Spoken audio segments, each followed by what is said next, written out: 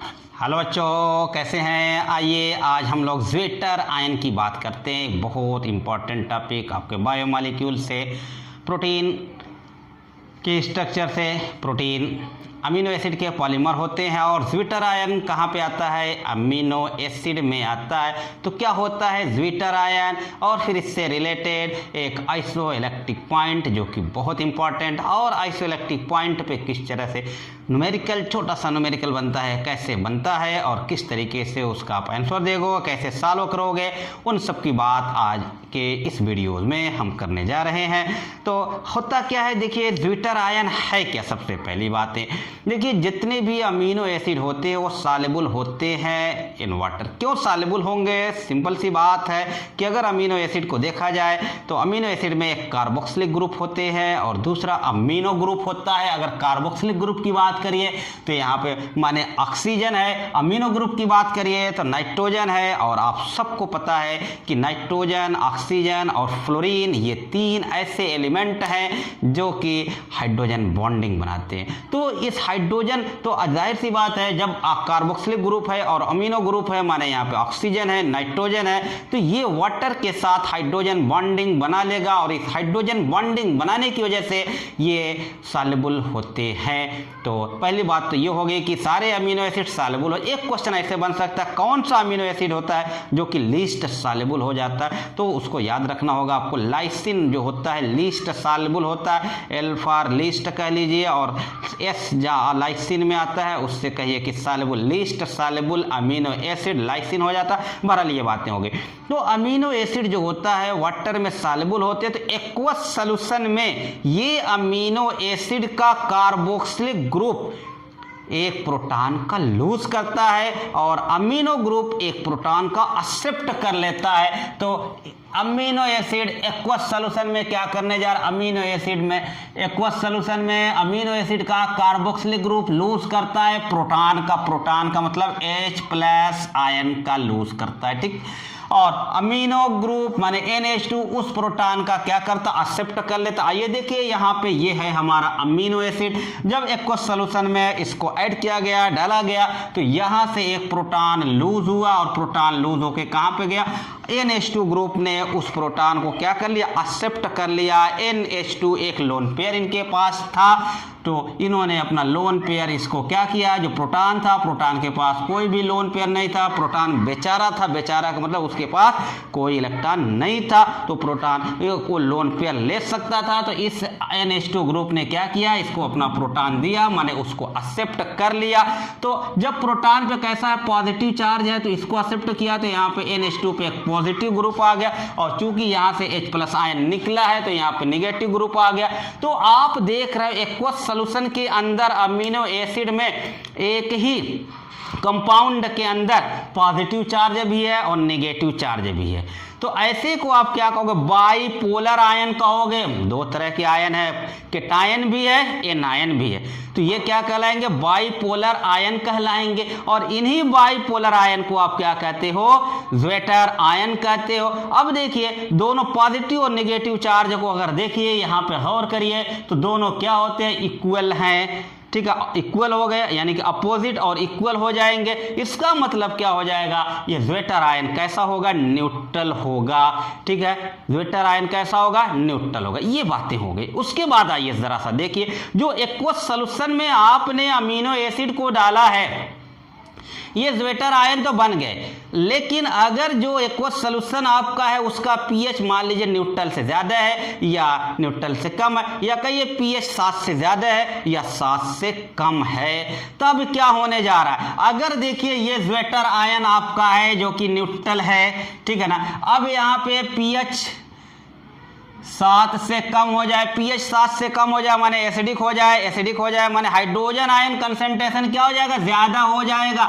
देखिए pH equal to आपने पढ़ रखा minus log hydrogen ion concentration, या pH equal to log 1 upon hydrogen ion concentration. तो हाइड्रोजन आयन कंसेंट्रेशन अगर ज्यादा होगा, पीएच कम होगा, माने पीएच 7 से कम है, तो हाइड्रोजन आयन कंसेंट्रेशन यहाँ पे ज्यादा है। अब ऐसे सोल्यूशन में डाल रहे हो, ऐसे एक्वस सोल्यूशन में डाल रहे हो जहां का पीएच 7 से कम है, माने हाइड्रोजन आयन कंसेंट्रेशन ज्यादा, कुल कह सकते हो कि एसिडिक मीडियम में। तब ये क्या करेगा, ज्वेटर आयन इस हाइड्रोजन आयन को ये कार्बोक्सिलेट आयन क्या करेगा, एक्सेप्ट कर लेगा, और एक्सेप्ट करके क्या बनाएगा, इस फॉर्म में हो जाएगा। माने एसिडिक मीडियम में या कहिए कि पीएच लेस देन 7 पे ज्वेटर आयन क्या रहेगा, अब बाइपोलर आयन नहीं रहेगा, अब सिंगल आयन बनेगा और क्या बन जाएगा, केटायन बन जाएगा। वेरी इंपॉर्टेंट बातें हैं। एसिडिक मीडियम में बाइपोलर आयन या कि ज्वेटर आयन कैसा हो गया, केटायन हो गया। जाहिर सी बात है, अब केटायन हो गया। अगर आप इलेक्ट्रोलाइसिस कराया जाए, ठीक है ना, यानी कि कैथोड और एनोड के बीच में इसको रखा जाए तो इसका मूवमेंट कहां पे होगा, पॉजिटिव है। केटायन कहां पे मूव करता है, कैथोड की तरफ मूव करता है, सी की तरफ मूव करता है। केटायन कहां पे, कैथोड की तरफ, ऐसे सी की तरफ मूव करेगा। तो यहाँ पे इलेक्ट्रिक फील्ड के अंदर यहाँ पे कहां पे मूव करेगा, टुवर्ड कैथोड की तरफ मूव करेगा। रटने वाली बात नहीं है बच्चों, सिंपल सी बात है, समझने की बात है। एसिडिक मीडियम में जैसे ही आपने क्या किया, डाला एसिडिक मीडियम किया, यहाँ पे कार्बोक्सिलेट आयन ने एक हाइड्रोजन को एक्सेप्ट कर लिया। अब यहाँ पे कैसा हो गया, सिर्फ सिंगल आयन बच रहा है, वो कैसा है, पॉजिटिव है। पॉजिटिव है तो कहाँ पे जाएगा, निगेटिव की तरफ जाएगा, माने कैथोड की तरफ जाएगा। तो इसका मूवमेंट कहाँ पे होगा, कैथोड की तरफ हो जाएगा। और दूसरी बात देखें, एसिडिक मीडियम में ये क्या है, कार्बोक्सिलेट चेंज हो गए, क्या बनना, अमोनियम आयन में। तो ये कह सकते हैं कि एसिडिक मीडियम में इसका मूवमेंट किधर होता है, तो अमोनियम आयन की तरफ होता है। दूसरी बात आइए जरा सा, अब इसी अमीनो एसिड माने क्या कर रहे हैं, ज्वेटर आयन को हम बेसिक मीडियम में डाल रहे हैं। बेसिक मीडियम का मतलब जहां पे OH आयन कंसंट्रेशन ज्यादा होगा। जब OH आयन कंसंट्रेशन ज्यादा होगा तो ये OH आयन इस अमीनो ग्रुप से एक प्रोटॉन को अट्रैक्ट कर लेगा, और जब अट्रैक्ट कर लेगा तो ये तो वाटर हो गया, बाकी यहाँ पे क्या बचा, NH2 बचा। और अब फिर एक बार सिर्फ एक चार्ज बच रहा है, और अब कैसा चार्ज बच रहा, निगेटिव बच रहा।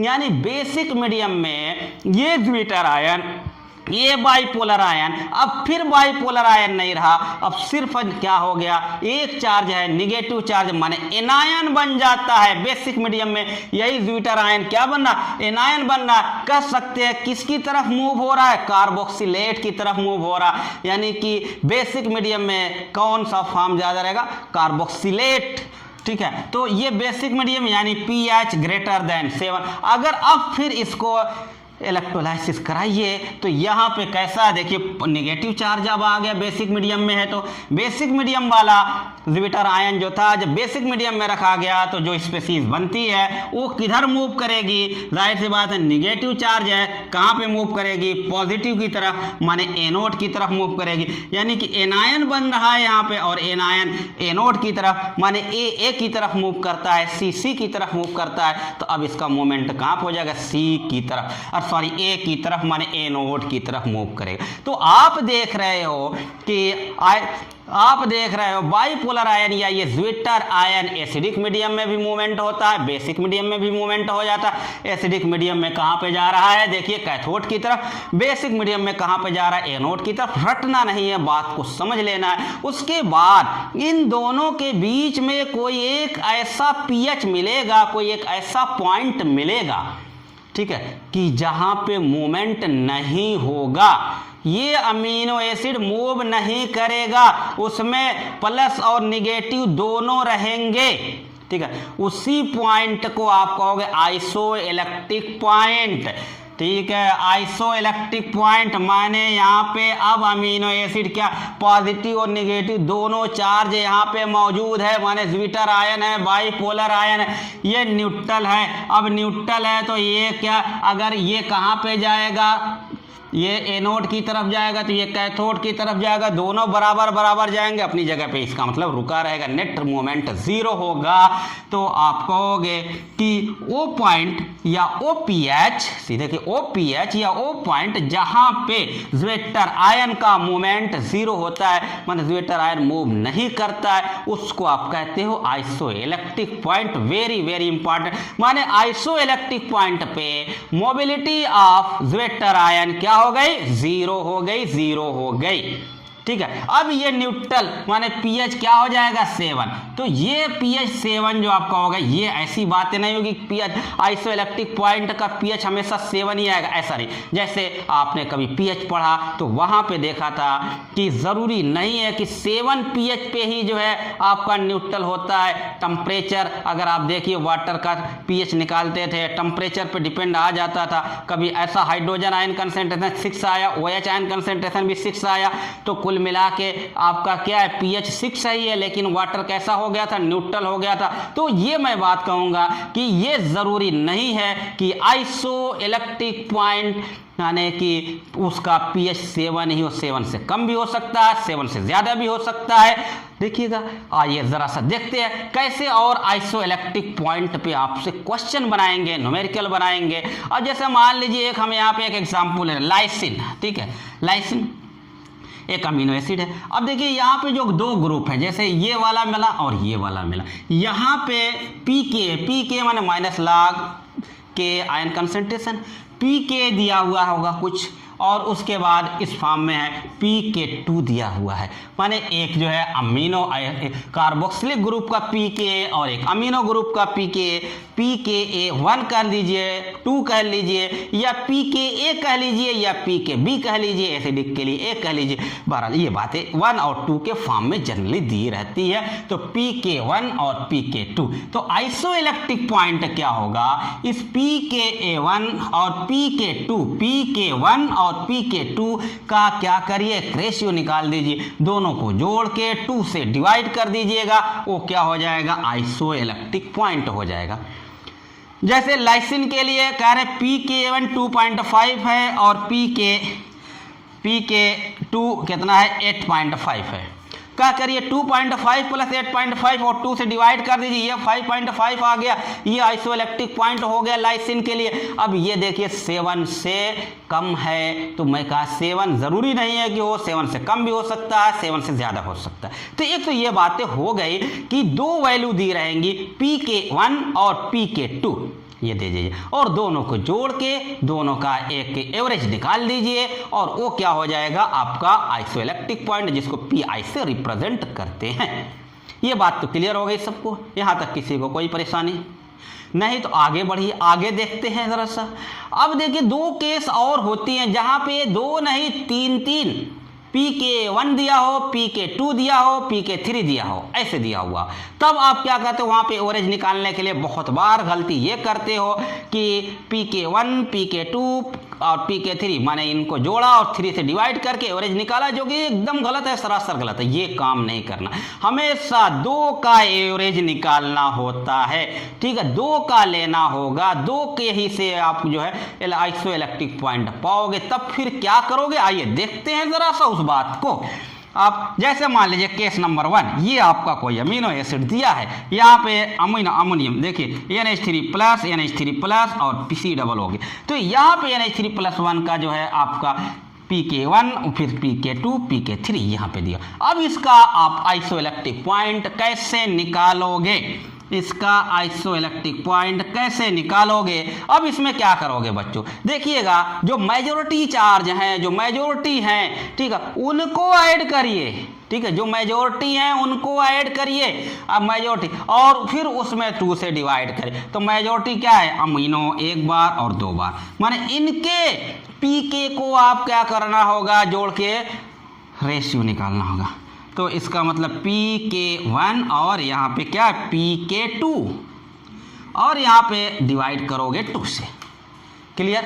यहाँ पे जरा सा ये केस नंबर 2 में आप देखें, यहाँ पे एक कार्बोक्सिलिक एसिड ग्रुप और अमीनो ग्रुप, यहाँ पे K1 K2 K3 ये है। अब यहाँ पे मेजोरिटी किसकी है, COOH की होती है। तब यहाँ का और यहाँ का PK जोड़ोगे, माने क्या करोगे, PI इक्वल टू यहाँ पे क्या हो जाएगा, PK1 प्लस PK, अब 2 नहीं, क्या है 3, क्यों, जो ज्यादा है उन दोनों के पीको को जोड़िए, जो ज्यादा मिलेंगे अमीनो एसिड के अंदर, जो ज्यादा मिले, जो ग्रुप ज्यादा है उनके पीके को जोड़ोगे और 2 से डिवाइड करोगे और आपका ये आंसर सही होगा। ये आइसोइलेक्ट्रिक पॉइंट आपका सही होगा, तीनों को जोड़ के नहीं करोगे। ठीक है बच्चों, तो ये एक बेहतरीन सा कॉन्सेप्ट है, बहुत ही छोटा सा न्यूमेरिकल बन के आता है, बहुत ही सिंपल होता है, बस आपको पता नहीं होता है, गलतियां हो जाती हैं, फिर परेशानियां होती हैं। ठीक है, तो ये सब कुछ रहा ऑल अबाउट किसके बारे में, ज्वेटर आयन के बारे में, आइसोइलेक्ट्रिक पॉइंट के बारे में, आइसोइलेक्ट्रिक पॉइंट कैसे कैलकुलेट करोगे, कौन से मीडियम में ज्वेटर आयन किधर मूव करेगा, एसिडिक मीडियम में कहा जाएगा, बेसिक मीडियम में कहा जाएगा, ये सारी बातें आपने सीखा आज की इस वीडियोज में। नेक्स्ट वीडियो में हम अमीनो एसिड की स्ट्रक्चर के बारे में बात करने जा रहे हैं। ठीक बच्चों, तो हमारे साथ बने रहिए। ठीक है, थैंक यू सो मच।